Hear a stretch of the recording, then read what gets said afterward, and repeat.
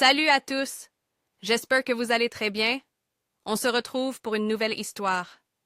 Les silences de Mathilde avait 6 ans lorsque son monde s'effondra.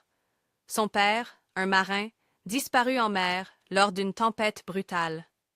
On ne retrouva jamais son corps, seulement quelques débris de son bateau échoué sur la côte.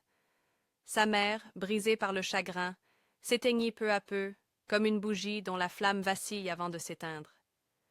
À 8 ans, Mathilde fut placée dans un orphelinat gris et austère, où l'affection était une denrée rare. Elle s'y fit discrète, apprenant à survivre dans le silence. Elle ne parlait presque plus, de peur que ses mots n'attirent encore le malheur. Un jour, une femme aux cheveux argentés et aux yeux pleins de douceur vint à l'orphelinat. Elle s'appelait Claire et voulait adopter une enfant. Quand elle vit Mathilde, recroquevillée dans un coin, un livre abîmé entre les mains, elle sut que c'était elle. Les premières semaines furent difficiles. Mathilde restait muette, hantée par la peur de s'attacher et de tout perdre à nouveau. Mais Claire était patiente.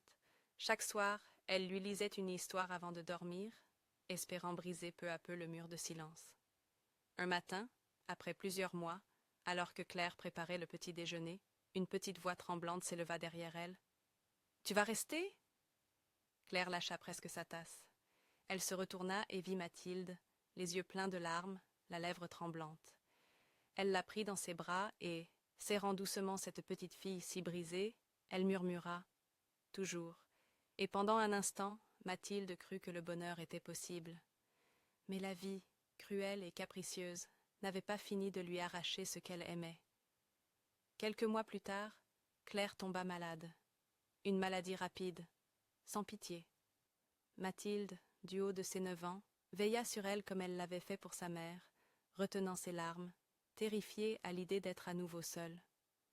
Le soir où Claire ferma les yeux pour la dernière fois, Mathilde s'assit sur le lit, serra la main froide de la seule personne qui l'avait aimée et murmura doucement « Tu avais promis ». Puis elle se leva, marcha jusqu'à la fenêtre et regarda la pluie tomber. Elle ne pleura pas. Elle savait que les larmes ne ramenaient jamais ceux qu'on aimait.